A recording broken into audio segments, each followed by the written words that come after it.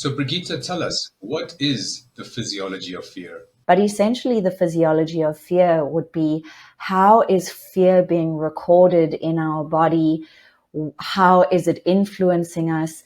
And how does it speak to the nervous system? It's like a ticking time bomb. So then you would kind of retract and move into a bit more isolation. If you don't understand what is happening in reading the physiological symptoms along with the mental symptoms and the emotional fatigue that you're going through, how long can you keep yourself isolated before that panic really increases? This part of the brain is receiving something like 40,000 bits of information in any moment, but we're only really able to access consciously about 30 to 40 bits of that. There's something off with how we are living on the planet.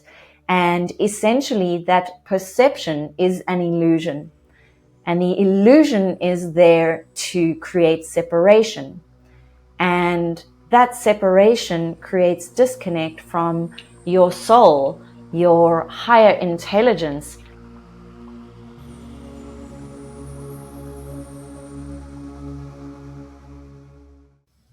Greetings, seekers of ancient wisdom. So, in today's episode, we're actually talking about the physiology of fear.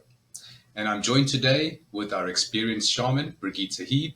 Brigitte, welcome to another exciting show. Thank you so much, Deepak. How are you doing? I am very, very well today and very excited to cover this very deep and necessary topic, the physiology of fear. So, Brigitte, tell us, what is the physiology of fear? So I think it's, first of all, straight off the bat, I just want to say, I am not a doctor. My experience is really within the field of shamanism. And through that experience, through moving through that archetype of medicine woman and shaman, and the precursor to that interest being interest in multidimensionality, all the things unseen, etc., I inevitably stepped into a space where I began to self-study through my clients and through the experiences what trauma was, how it was affecting the body, how it obviously affects our mental body, our emotional body, etc. So I'm going to do my best here with this subject matter. But essentially, the physiology of fear would be, how is fear being recorded in our body? How is it influencing us? And how does it speak to the nervous system? And basically how is it affecting us? How is fear affecting us? And particularly within our now moments and not only now moment, but particularly now, how fear is being used against us as a weapon to keep us in a certain nervous system space, which affects our mental body and which keeps us in a certain state of consciousness. So if we look at fear from the perspective of personalized consciousness and identity, how does it affect us and how it's being used? So we've heard of this descriptor of fear porn, how fear porn is being used to keep us in certain states in nervous system dysregulation, to manipulate us. So there's many aspects around fear that, are quite interesting and important for you as an individual to begin to understand. And then we also have the brain, the three brains. So most people know that our subconscious brain, it's that picture of the iceberg. This, the subconscious brain has this massive iceberg below water that we don't even know about. We're not consciously aware of, and how, our fear records as such sit in this aspect of the brain.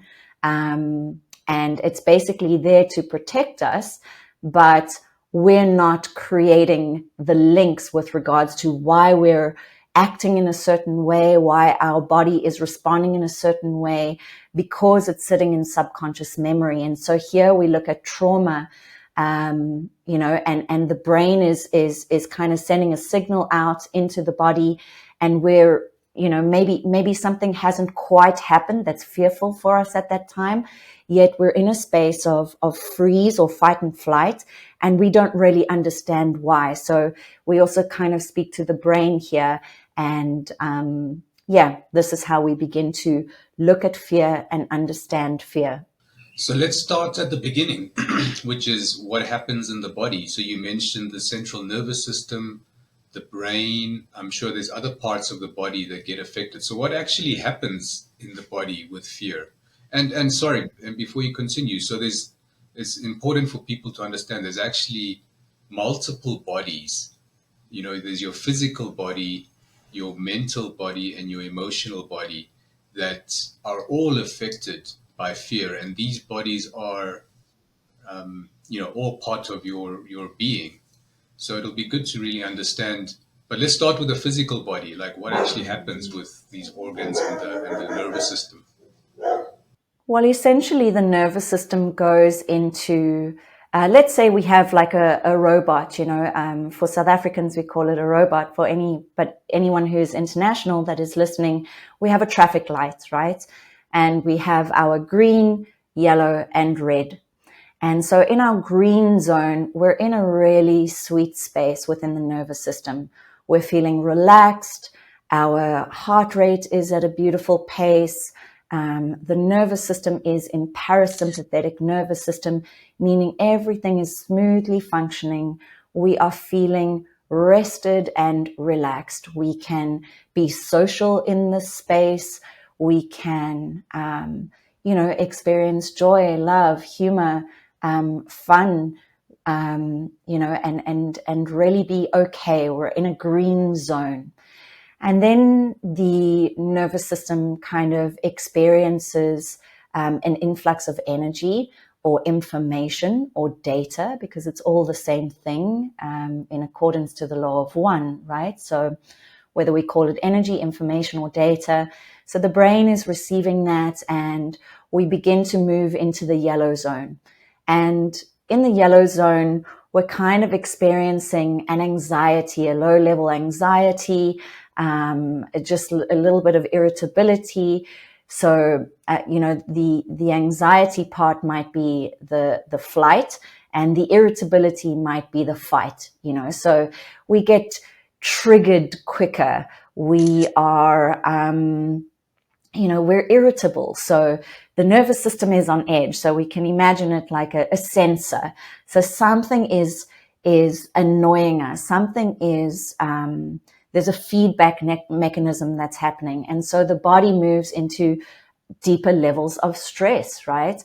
And through that stress, the mental body is coping by, being snappy, being irritable, not kind of wanting to move away from, noise, chaos, etc., etc. So that's our low level. And we may have like a mid-level and high level that reaches into, if we're pushing the nervous system, or if our stresses, let's say, from the outside influence, if our stresses are really coming down on us, we're going to move into panic, right? So that would be the flight part would be panic, and the fight part would be rage. All right. And then we have these outbursts, and you may have a fight with someone, or you just can't keep it in anymore. So the body, much like we were speaking about in our episode about trigger events, this trigger event is creating a sequence of cause and effect. And the consequence of that cause and effect is that our bodies, physically, emotionally, and mentally, are now responding and reacting to that event. And again, you may be experiencing sleeplessness, insomnia, mental, kind of like a hamster wheel where your mental body is just overdriving, like what is going on, what is going on, what is going on. And so there's this heightened irritability. You may also move into spaces of detaching from those around you, detaching from social experiences, and just trying to maintain some sort of cage for yourself, because you're feeling within yourself that it's like a ticking time bomb. So then you would kind of retract and move into a bit more isolation. And that's fine to do, but if you don't understand what is happening and reading the physiological symptoms along with the mental symptoms and the emotional fatigue that you're going through, how long can you keep yourself isolated before that panic really increases and before you move into rage? And this particular space within this yellow zone, so we've moved up, levels in the yellow zone to say, we can have mild anxiety and irritability moving to panic and rage. If we don't look at that and along with what's happening in our collective, you may feel very disempowered a lot of the time. And then we have our freeze zone, where I'm sure most people know this, but if you've got an animal that is moving through a freeze zone, what do?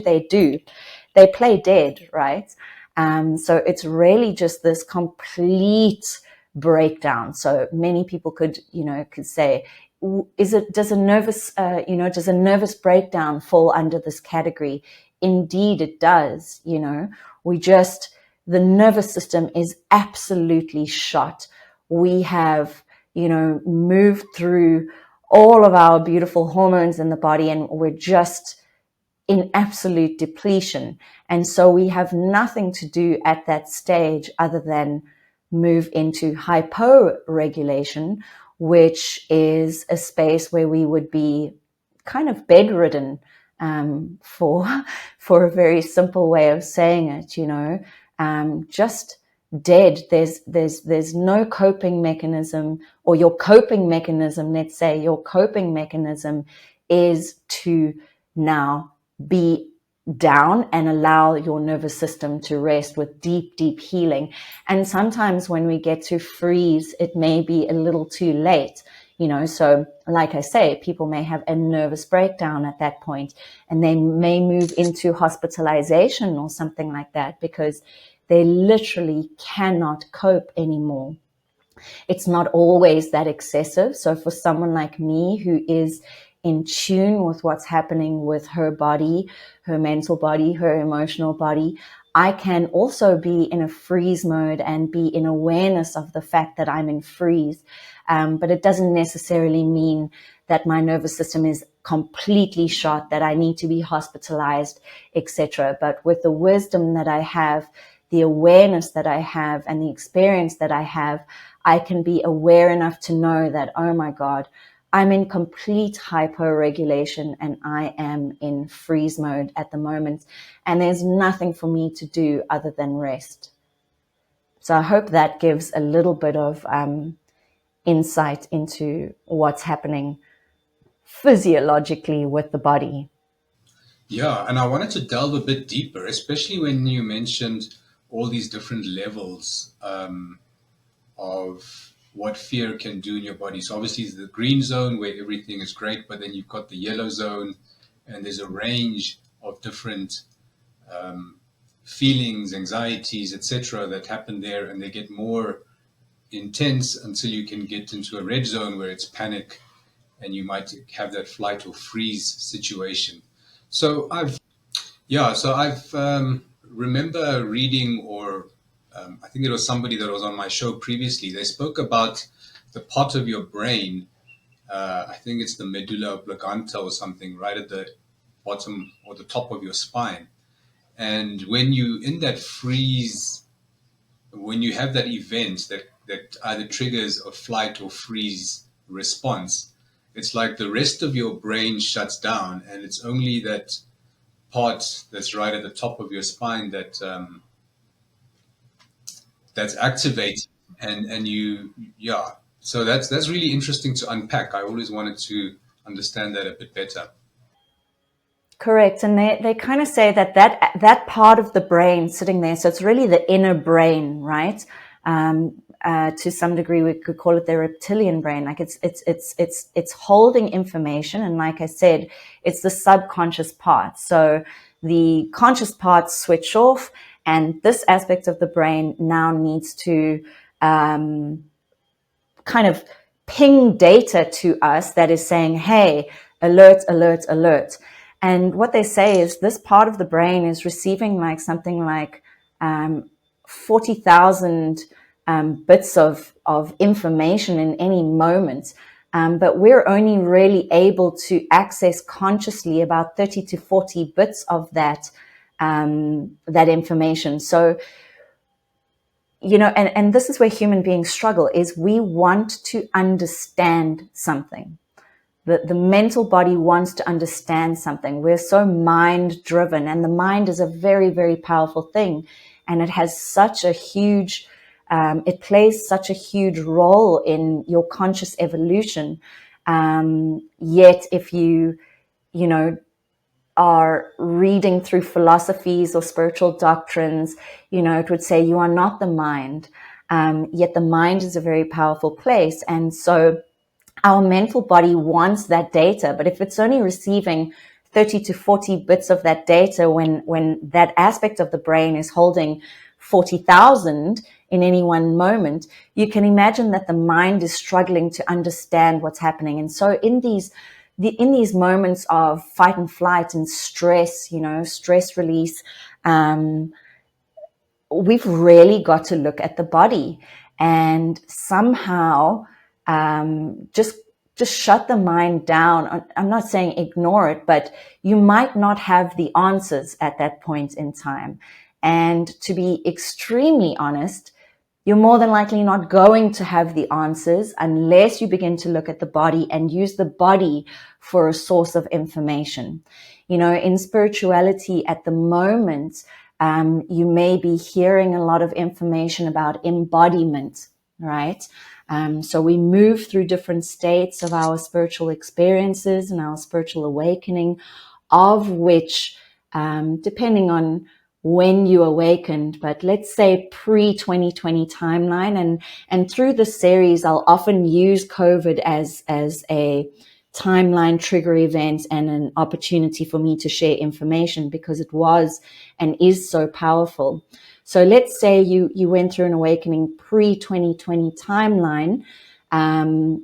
Generally at this point, what pushes you to the awakening, other than trigger events, which we discussed, is it could be a fascination, much like myself, in things that are otherworldly, things that are mystical, the nature of our reality, existentiality.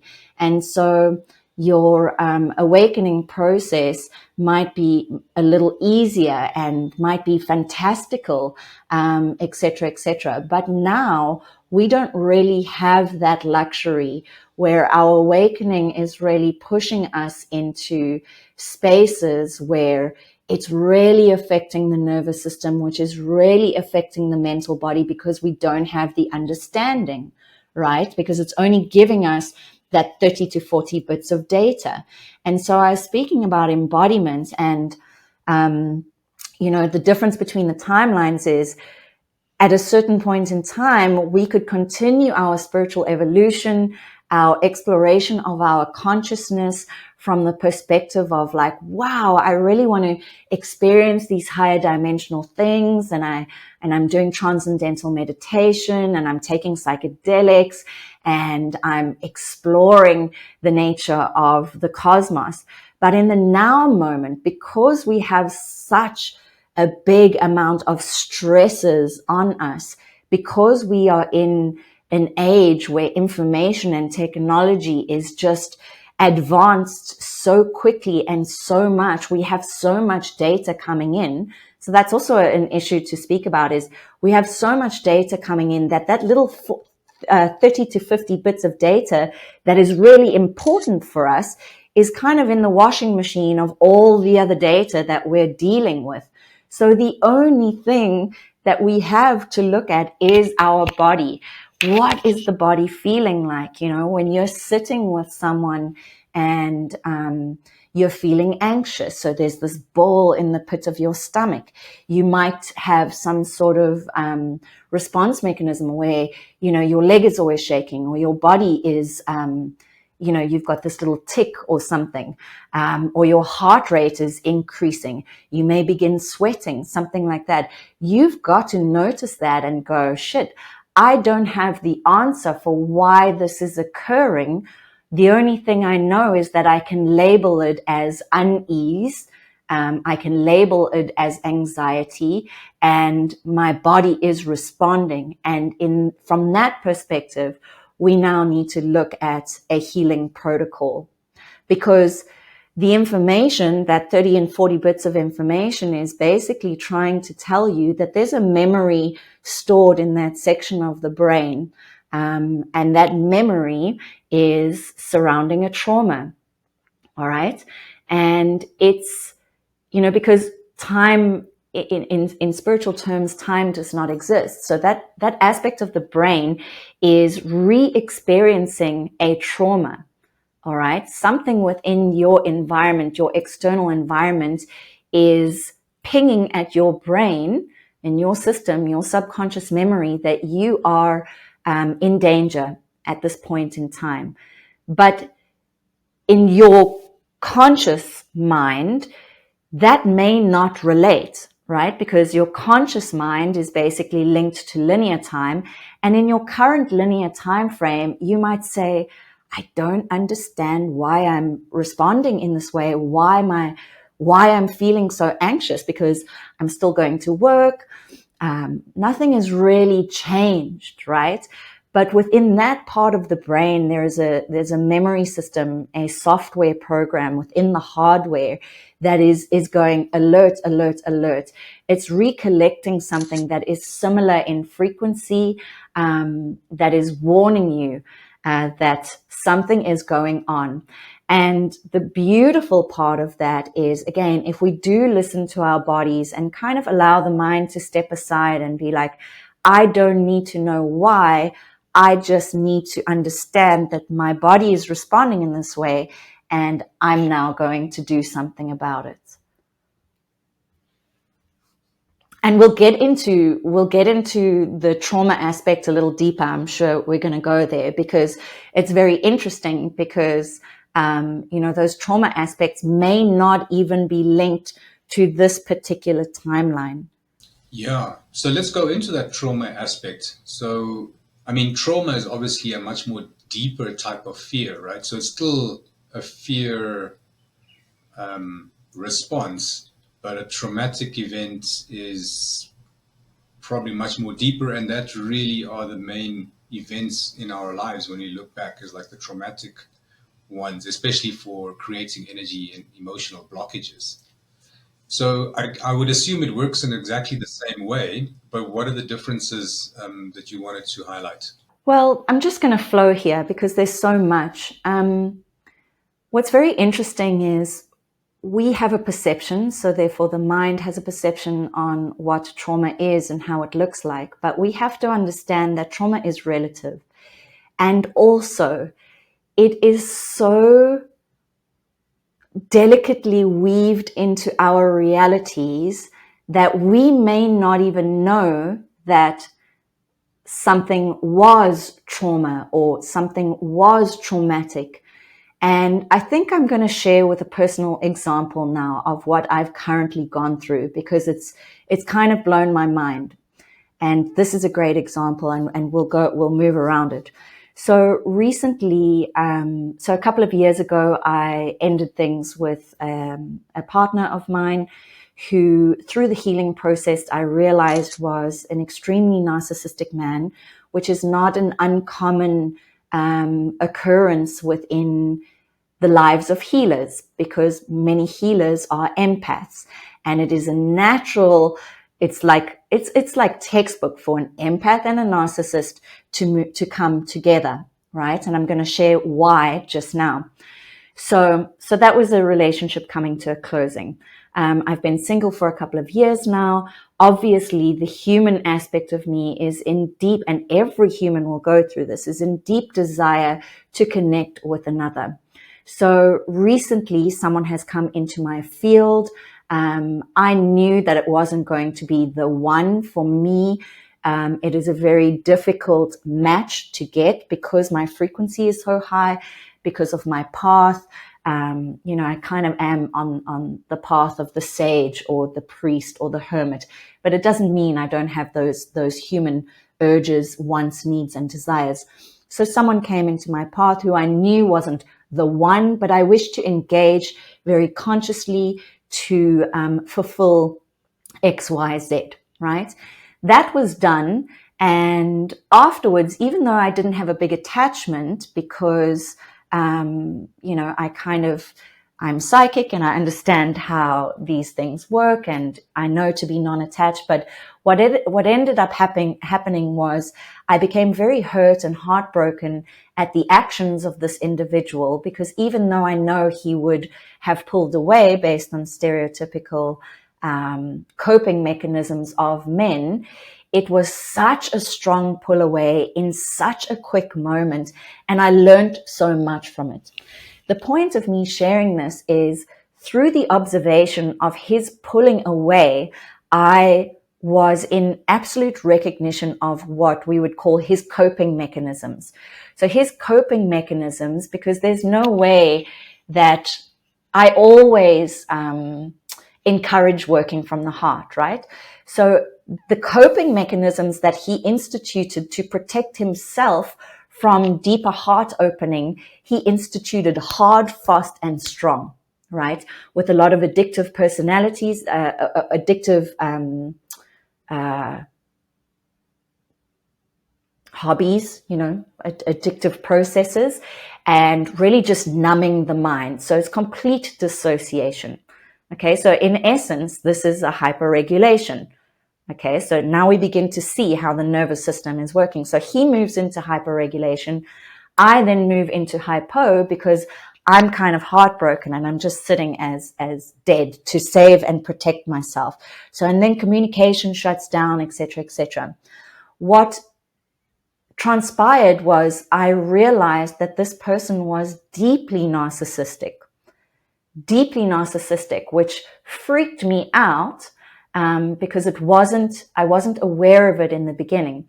And so I came up with this statement of even reliable people can be unreliable, because he seemed like someone reliable and he was in a framework that suited him.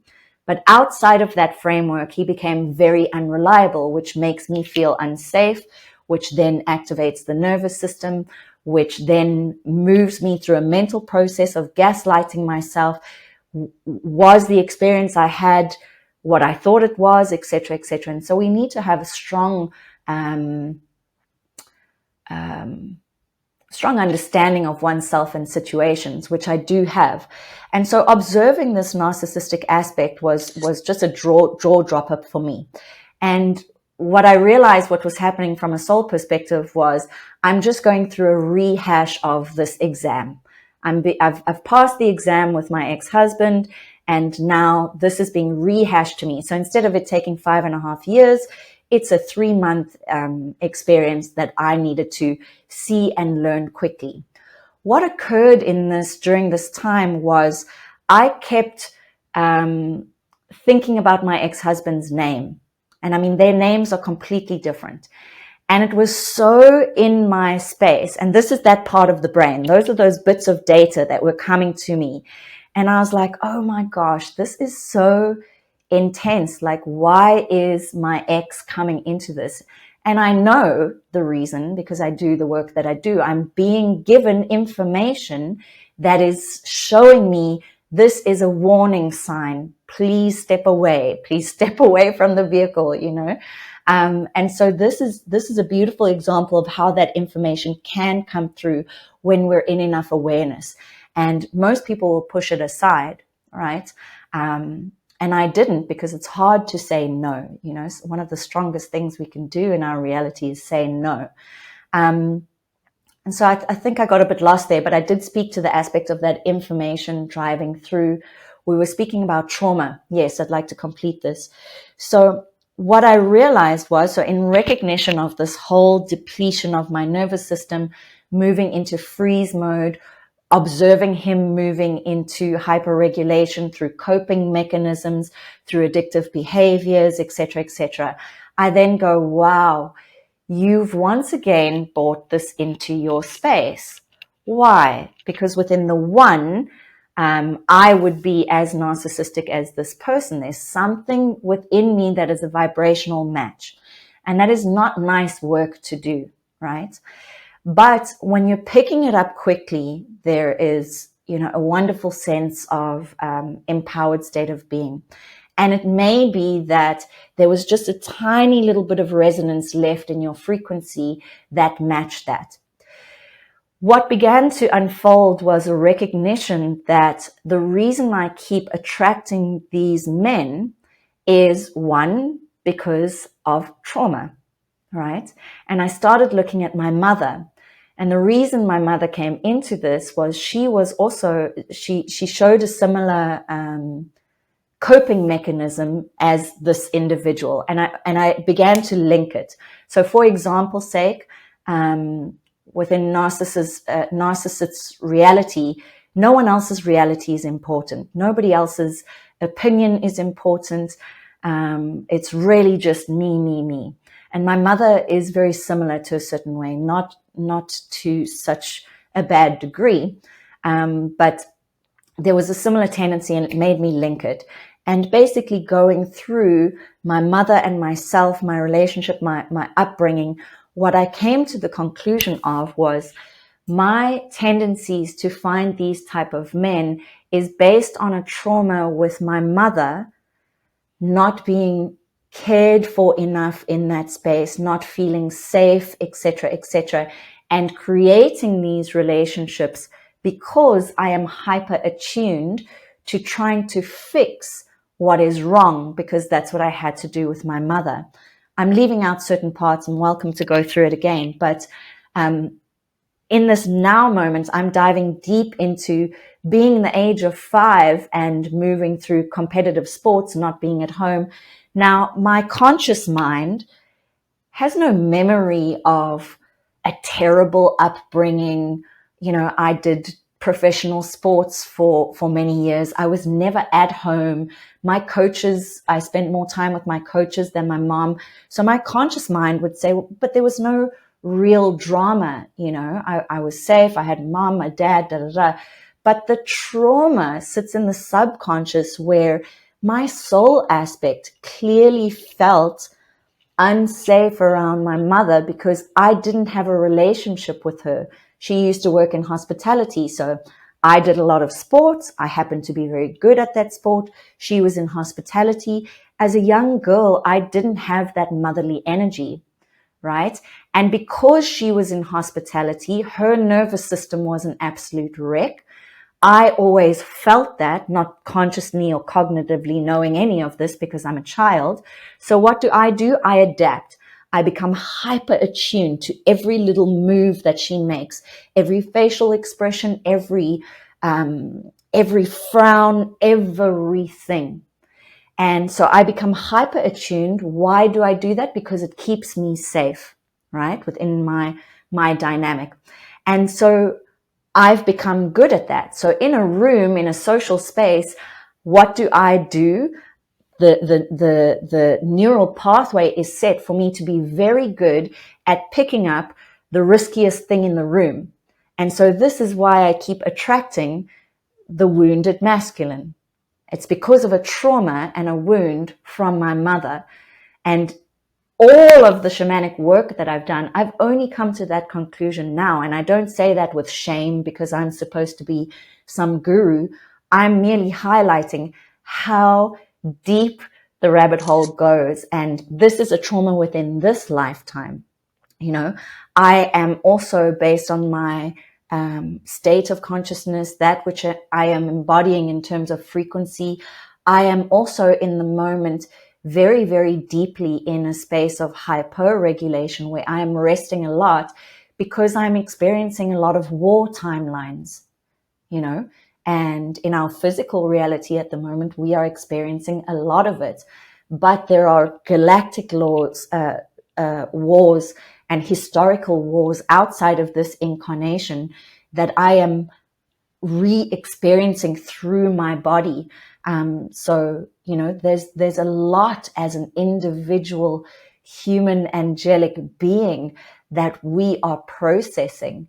And yesterday we spoke about trigger events where we cannot ignore these things because it's just escalating and escalating and escalating. So the trauma work and the trauma release work, or at least identification, that your nervous system is in a bit of a spot right now, needs to be had. We cannot ignore these things. And they are not quick fixes either. I just wanted to pop in and say hello. As per any experiences that you've had with me, I kind of want to allow you an opportunity to come into deeper work with me for those of you that are interested.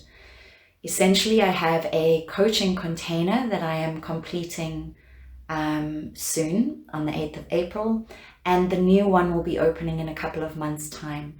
This is a really, really deep dive into spiritual technology, metaphysics, multidimensionality, consciousness, healing, ancestral work, light work, shadow work, light language, voice activation, embodiment, breath work, nervous system work, really understanding your spiritual role here on planet Earth as we work together as a shield, like the mushrooms, like the mycelial, in order to raise our own frequency as well as the frequency of the planet.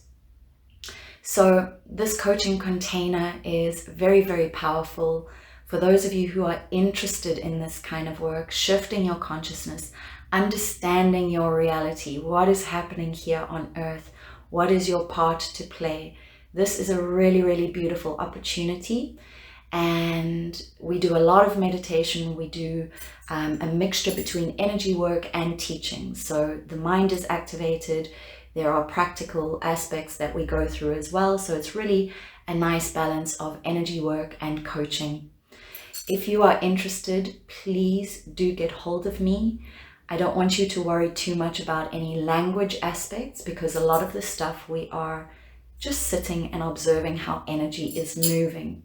And there are diagrams that can assist you in what it is we're doing in terms of the content.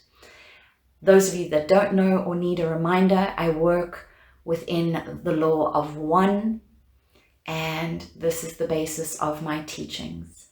950 billion years of information, of ancient teachings, and really just a reminder of who you are from this heart space. So again, I say hello. Please touch base with me if you are interested in this type of long format coaching. It'll be around 6 to 7 months. And yeah, I hope you're doing well. I'm sending lots of love. Ciao. Yeah, I think we need to uncover some of the stuff you spoke about there a little bit more deeper. Especially the fact about how you said you kept attracting the same narcissistic masculine energy. And I think this is relevant to so many people around the world. We keep attracting the wrong things into our life. It could be the wrong partner in a relationship, it could be the wrong opportunities in business or anything. And you keep reliving like almost the same scenario. Obviously, the players, the characters are different, but energetically, it's the same. And you spoke about like the energy resonance that attracts this to you, and that's because of that energy resonance in your being caused potentially by this traumatic event that happened in our youth, right? And this is relevant for, I would say, the entire planet, because traumatic event, like you said, doesn't have to be something extreme that you can pinpoint, but it can be more subtle.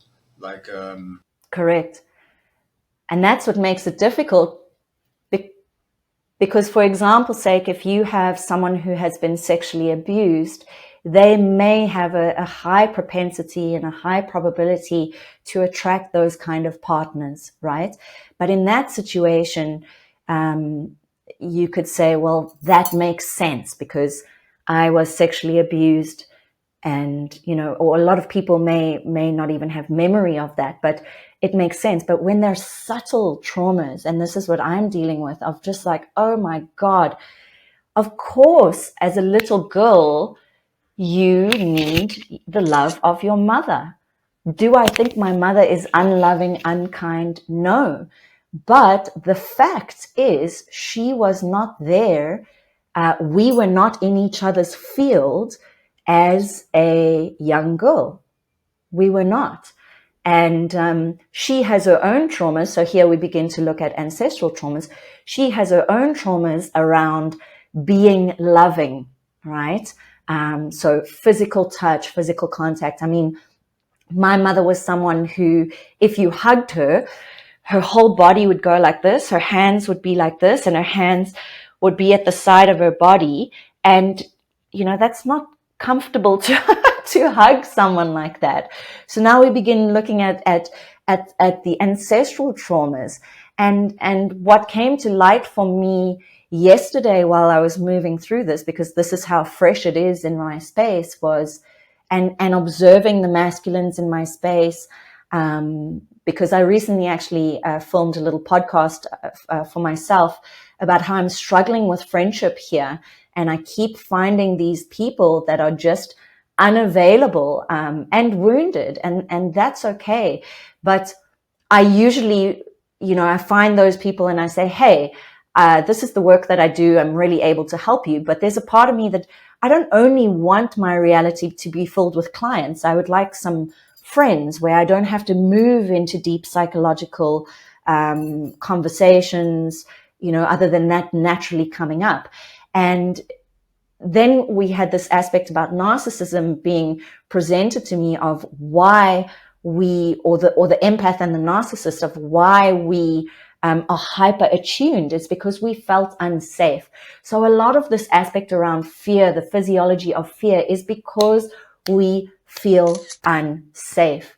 And it may not click, you know, it may not click because you may be in your beautiful house, you know, you have your job, you've got your income, you've got your family, but somewhere there's a safety issue. And this is how we become manipulated. So essentially, with everything I've said, you know, if we bring it down to, it's a fear. You know, our trauma is always linked to a fear, and that fear is usually linked to safety, you know. It sounds like the fear creates some sort of imbalance in your nervous system, right? So your nervous system starts maybe firing a bit faster, or I guess there must be some sort of change in the electrical nature of it. And this imbalance is creating a change in the frequency of our body. And that really is maybe what you're speaking about, how that attracts into your field that which your field resonates with, right? So we're electromagnetic, and that's how it really works. So then you touched into what I think is really important, is that the second time that you went through this experience, you were much more aware, and the learning was a much shorter time. So instead of taking 5.5 years to learn the lesson on the previous time, now it was just 3 months, and you got the message, I guess. Correct, because, you know, and that brings in shadow work, because there is an aspect of me that completely resists the fact that I'm narcissistic, or that I might have narcissistic tendencies. That's not something nice to say about yourself. And the interesting thing about narcissism is, like, you know, it's always the other person, right? It's not you, it's the other person. But if we're all one within the one, then it is a mirror to something that is matching you. And, you know, the empath and the narcissist, the empath is narcissistic to a certain degree because it always wants to heal the other, you know, and this is I mean, it's a topic for another session, but accountability, responsibility, and consent within contractual work with energy workers, etc., etc. But again, in friendship, it becomes very difficult because I know as a high level, aware, conscious being embodying Christ consciousness, I can see what's happening. But my physical desires, my lower chakras still want this thing. And so I bypass the alarm system. I put in the code and I go, no, it's okay. And then I go into that experience and then I get taught the lesson very quickly. And you're just like, and there's no time for shame and guilt. It's just cool. That is done. If you want for me, I speak for myself, if you want a healthy, divine relationship, then you need to look at this mother aspect. You need to really go. So now I've identified it. I've fully identified it, which I didn't. Like I say, I've done a lot of, and there's just a lot of healing around the subconscious. There's so much memory that we don't have. There's so much memory that we don't have. So this is where healing work comes in, and working with practitioners and diving into meditation and relaxing the brainwave state, relaxing the body into parasympathetic. There's many ways we can do it. So we either move into meditation work where you can begin to grasp memories or look at what is appearing in your visual or feeling space with regards to why that fear is present. Or we can move through bigger so that would be a nice exercise for identification. Now, if we speak to release work, somatic release of that memory within the body, we would move to deeper work with regards to, let's say, breath work first, and then even deeper work with regards to medicine work. And I just want to say, medicine work or psychedelic medicine work is not always your first go-to. There are many, many layers where we can begin to look at these things. So we're going to definitely cover the somatic release exercises that Brigitte mentioned. We've got a whole episode planned for that, so we can really dive deep into that topic. So I wanted to just shift a little bit into the bigger aspects of fear globally, right? So first we touched on people very close to us, generally our parents, that have created some sort of fear or trauma, which now we're sort of reliving. But besides the people close to us, there's like this global envelope or blanket of fear around the world that's being broadcast, I guess, by certain people. I mean, it's very weird. Like, I stopped watching the news. I think COVID for me was a big wake-up call, and since then I completely stopped watching the news. And I must be honest, since I stopped watching and following the news, life is actually pretty great. It's only when you read the news, it's like, oh, doom and gloom and everything's happening and this and that. But when you detach from that constant wheel of fear, in your life, it's quite a relief. But most of the world is still covered in that because it's just part of their daily consumption, right, of information. You mentioned like all this information that people are getting bombarded with, and a huge amount of what we consume, or what a lot of people consume, is a fear narrative. And yeah, let's talk about that a bit. What are your thoughts on that? What it's all about? Well, again, I think I'm gonna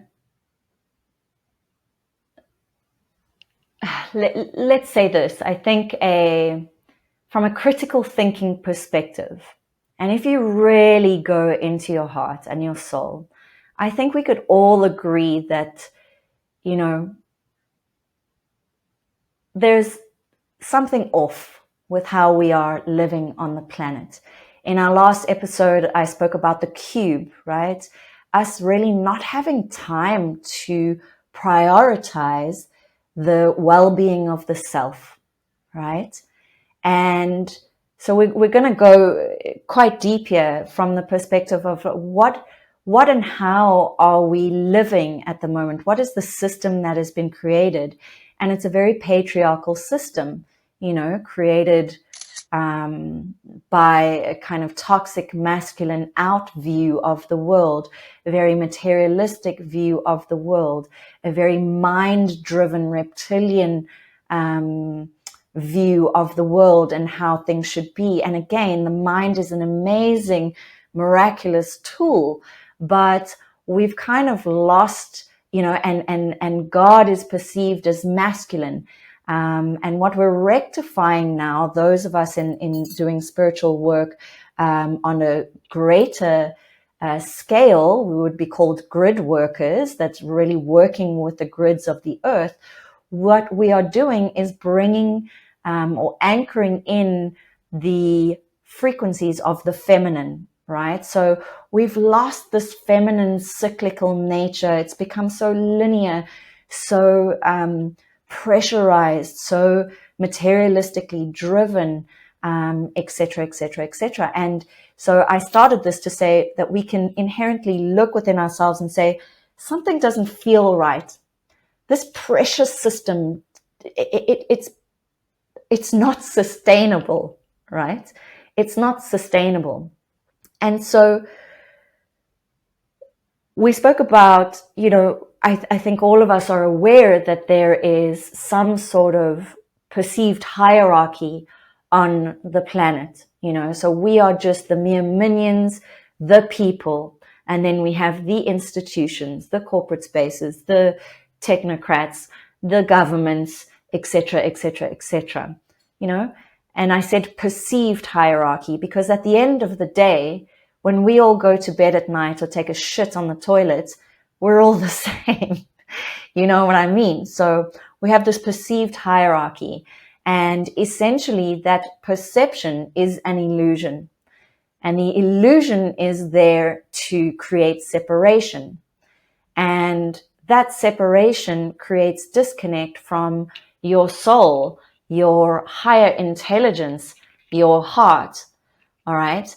And the system is set up at this point in time so that you don't have time to sit in the heart, to clear out the other data points that are funneling through your sensory system at any point in time, right? Through your 5 senses. It's overwhelming. And this is why our nervous systems are in shutdown.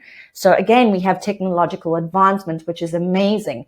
We have, we're in an amazing time on planet Earth, but it's too much, too fast, and that's okay for some, but it's as if we only have one system. And I think that's dangerous because within that one system, we all have to be successful, this, then the next, and keep up with the Joneses. And it's almost impossible when you then have political, global, and spiritual agendas appearing in your reality field. Insert the example of COVID, vaccinations, the war, Ukraine and Russia, Israel, Palestine, a million things. So now you're trying to keep in your box system, just getting your stuff done, but you've got this information coming in. And because you are part of the one, because you still have a heartbeat there somewhere, you cannot help but be energetically connected to it, right? And so all of this information is going to affect you.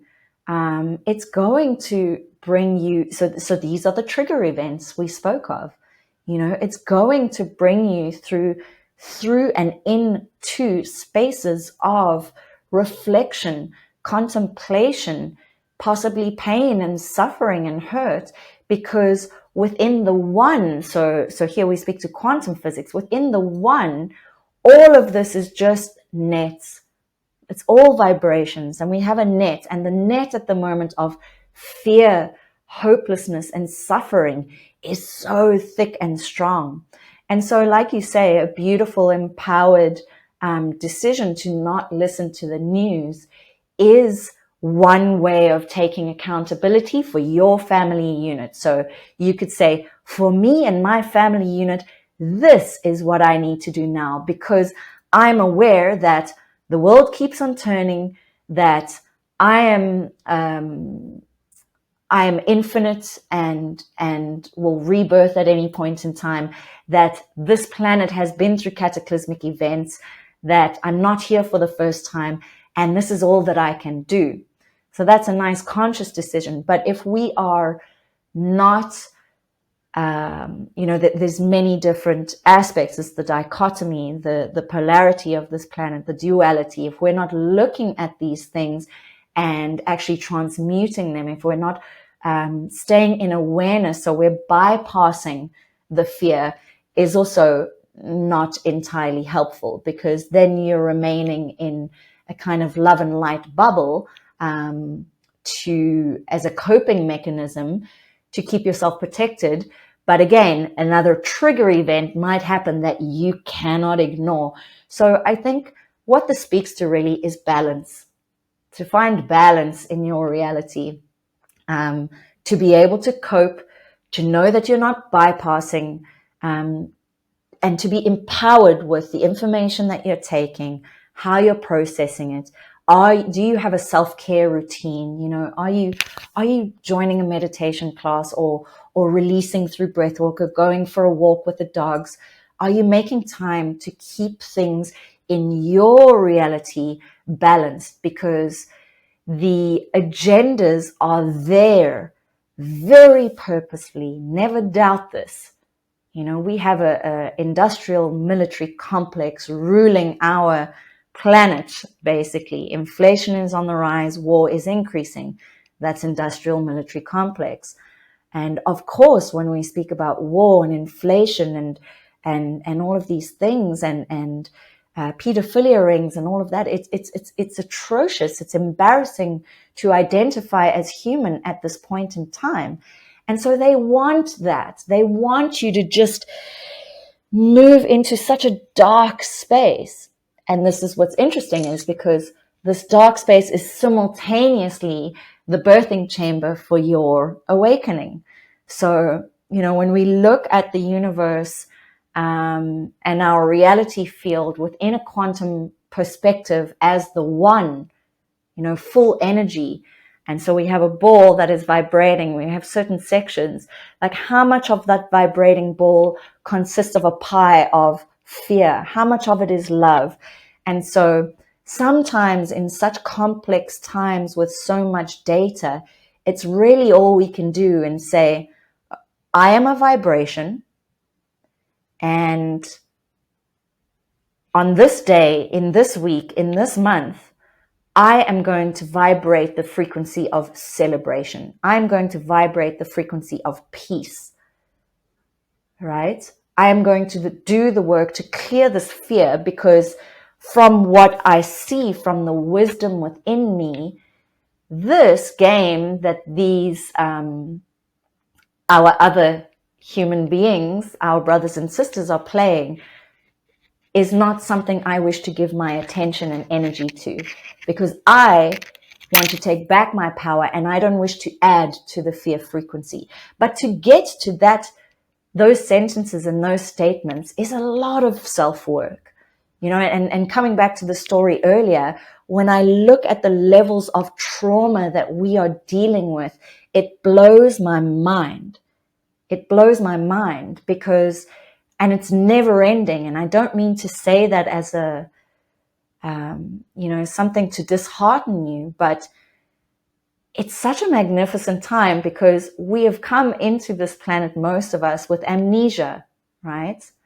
And that amnesia is very specific to our incarnation at this time. We've been manipulated to have that amnesia so that we can be controlled by these negative agendas. And as we awaken, so as the agendas happen, we have a trigger timeline event.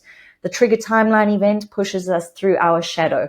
The shadow brings us through our darkness and our depth and our pain and our fear. And all we can do is recognize that we're still breathing. We're still here. We are not alone. And so we come out of it, and yet there's more and more and more. And it's this this cycle, and we learn more. And so the one, it's like this chaos is breeding enlightenment simultaneously, and we can have deep philosophical discussions of that, but to really begin to honor the frequency which resonates through your body. And when you have issues in your life, go and look at trauma. We don't need to be flying dragons and connecting with interdimensional beings and finding out our galactic heritage. There is so much trauma, because once you've worked on individualized trauma, you will begin to work on more collective-based trauma. And so we spoke about that data that comes through. The data chunks are just more, and they're pertaining to more historical timelines, because you're collecting aspects of yourself through the trauma identification, through the trauma release, and so that you can come into your God body. And it's fucking hard work. It's not easy. There's clearly an agenda to push a lot of fear onto the world, and like you said, it's almost like a distraction, and putting us into that sort of vibe and frequency, but it can also, like you said, be the catalyst for our spiritual awakening. But the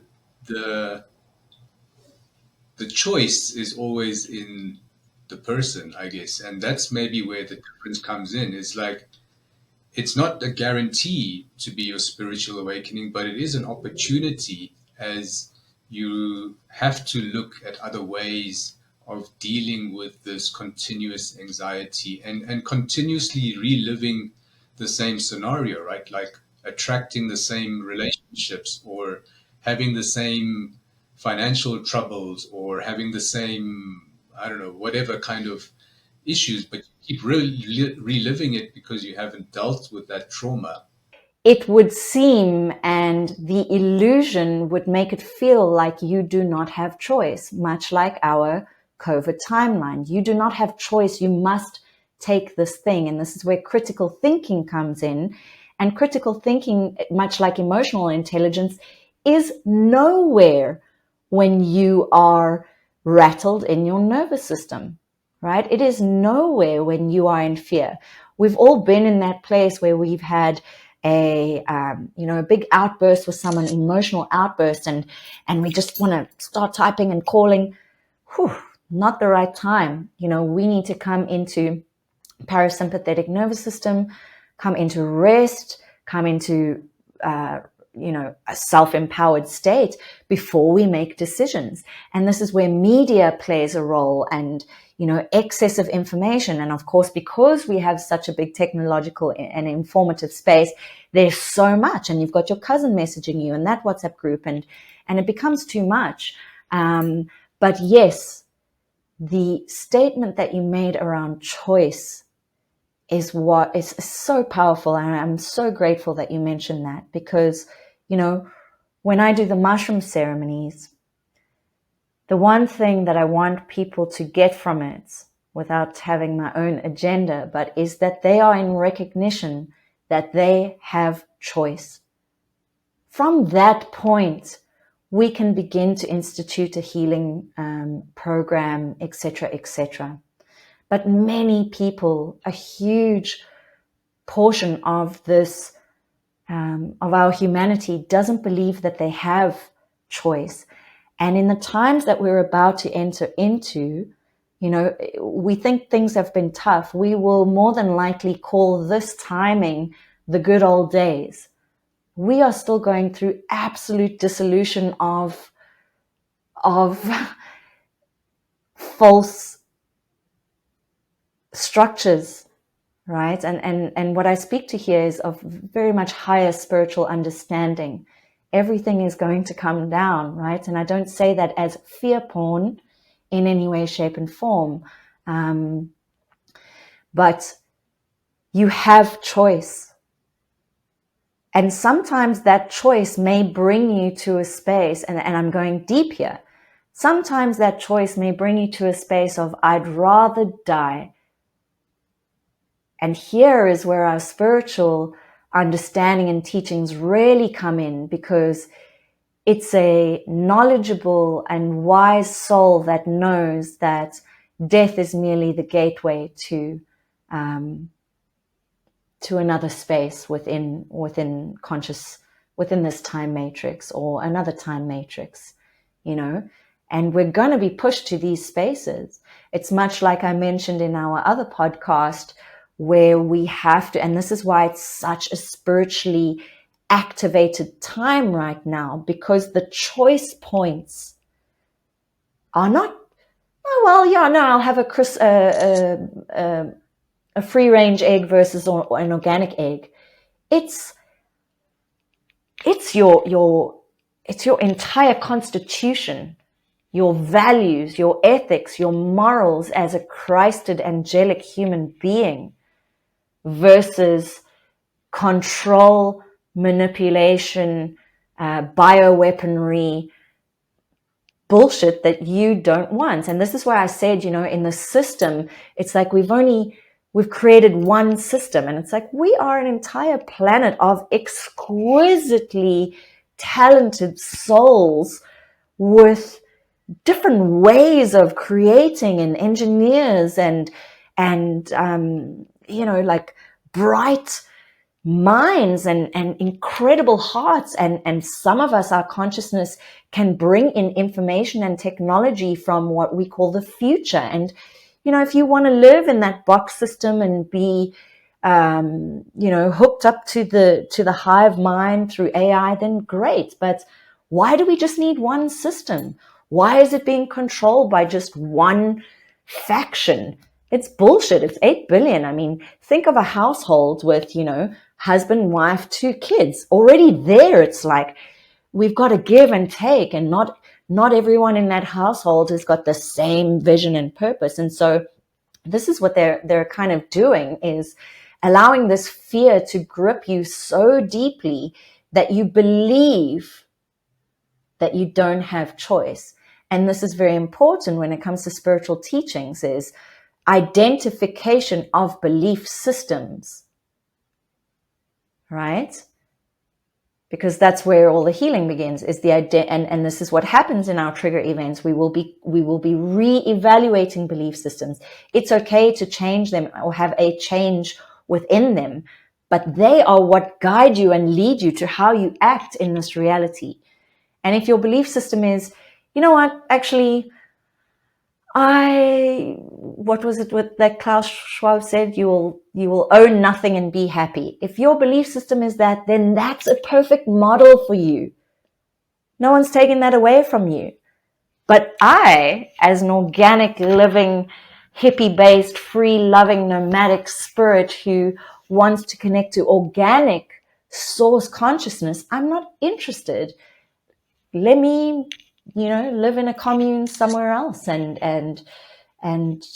grow my own food and vegetables and do my own thing. I'm not interested in your agenda, because I have stepped into my sovereignty, So this fear is just debilitating. It's like this big fog over you, and it's a weapon.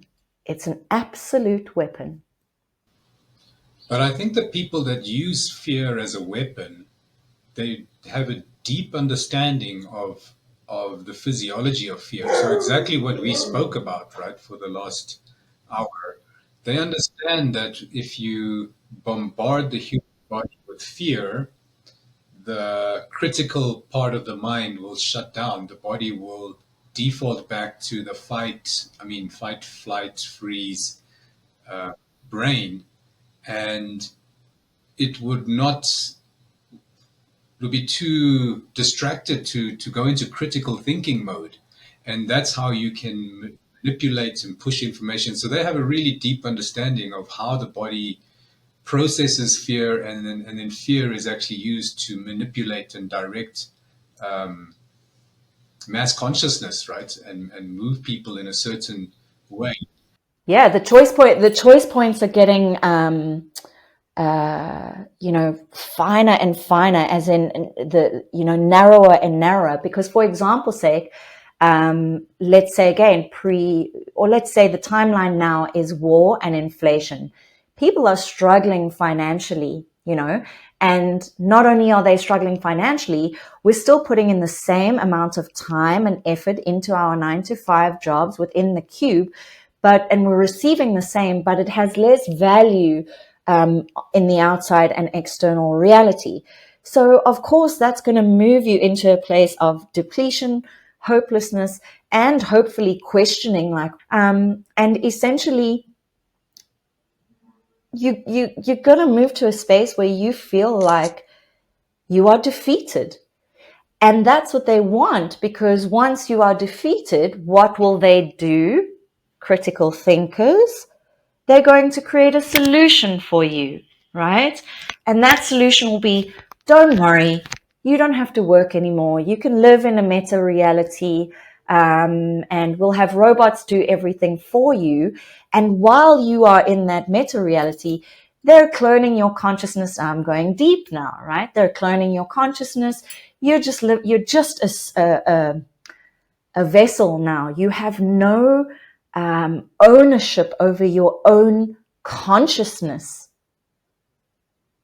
So consciousness is completely hijacked. The vessel is devoid of the spirit of what was your consciousness. And so we move into these crazy dystopian realities in future timelines where those controllers that are using these psychological fear operations are living, in whatever reality they've created. So we have to understand. So as much as this topic was about fear and physiology of fear and how it relates to trauma, there's a deeper weight here, saying, if we don't begin to understand and look at this, we are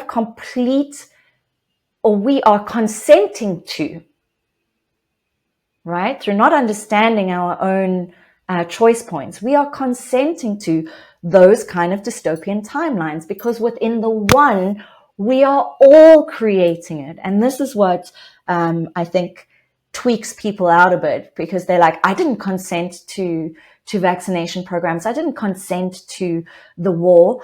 But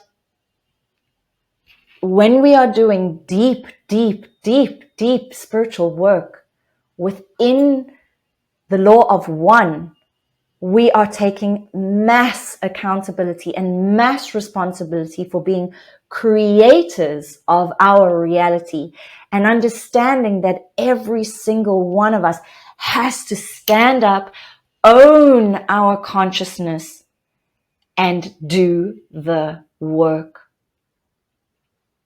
Because that's where they want you, is complete depletion, fear, and another version of this is, so that's the controlling aspect. So they can now do whatever they want with your bodysuit.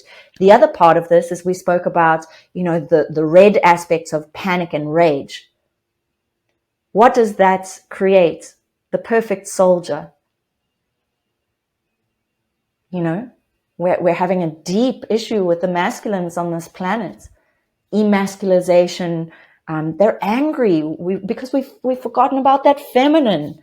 They're angry, they're lost, they're confused. They also they maybe have money issues. Okay, cool. Come and be a soldier in our army.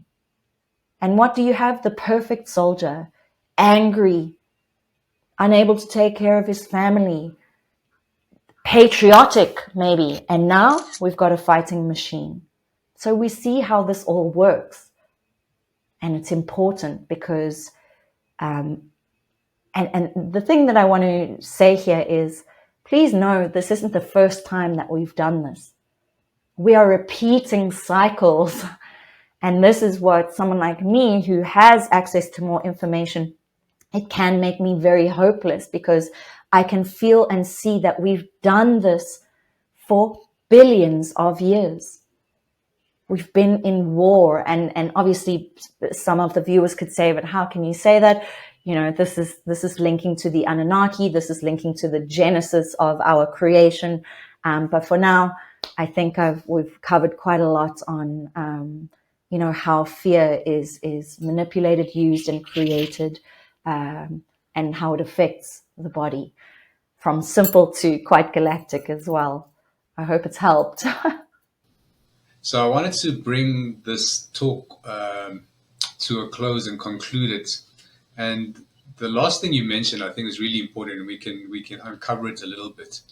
Is the 8 billion souls on this planet, or give or take that number, we've actually collectively created what we're experiencing on the planet. Like, you might say, no, I didn't consent to the vaccinations, or I don't consent to war, or I don't consent to this materialistic living or destruction of the Amazon rainforest. But the reality is that collectively, we're all here on the planet, and collectively, we have done this. And unless the whole collective change, or enough of the collective changes, the situation on Earth doesn't change, and we can end up in some sort of dystopian timeline. So there's a lot of potential timelines that humanity can move into, but the key thing again is a choice. So in your life, it's your choice, to do the work, to let go of the trauma, to clear the energy, and then as a planet, collectively, we all have a choice. As the whole human race, what are we going to do? We need to do the work and heal. Otherwise, it's going to be a very, very dystopian ending. Yeah, that's exactly it. And I, again, want to thank you for that aspect of bringing in the choice, because that is an absolute truth. It may not seem it. And again, this is where you would have to look at your belief systems, and this is what people like me do. It's not an easy job, Often you introduce me or speak a lot to the mushroom part of my work. I have a lot of experience in that, but in the now moment, it's not actually my big focus. And if it is, it's got to be the right person, because there is so much data that comes through in those experiences that people are unable to embody. And, or we can do that experience, but essentially, if you're working with a healer and you're in the beginning of your journey, I would really recommend, much like you do with a medical aid or a health insurance, put money aside every month to work with someone over a period of at least 6 months, because we can easily come back into feeling the ego saying, oh, I did that healing, I'm healed now, or I'm enlightened now, or whatever. But there are so many consciousness traps on this planet, even for enlightened and spiritual people. I'm experiencing it at the moment, where I have a lot of resistance to a certain aspect of my life. And the reason I have the resistance is because I can see it is a consciousness trap, and, to not fall into that, and to just keep, like I said, a nice balanced flow of continuous healing. And of course, you've got applications out there, apps of, many different things. We've got books. Just keep empowering yourselves. Keep empowering yourselves. Wake up every day. Yeah, and I like that. So we're going to conclude, because the very next talk we're going to have is about what to do once you've made the choice. What are the different somatic release tools that are available? And we can really uncover that in a great amount of depth. But I think the key point from this talk is that the choice is yours. Take the power back into your being, and know that you're not in a world of no choice, even despite what anyone tells you. So don't be forced into any situation. Take the power back. And once you take that power back, we're going to tell you what different tools you can try. So that's going to be our next episode. I am very, very excited for that. That's going to be packed with so much practical, information and tools that people can use. Beautiful. I was going to say, for your next one, I might share a link to a little bit of release work that I've done that you guys can download, and just like a free daily 20-minute breath work. It's not, so I'm happy to share that as well with the listeners. Yeah, I think we introduced that in our next talk, and we can touch on it a little bit and tell people how to use that tool, because that's another tool that you're going to make available to people that have sort of made the choice to empower themselves. Okay, Brigitte, thanks again, and until next time. Thank you. Beautiful.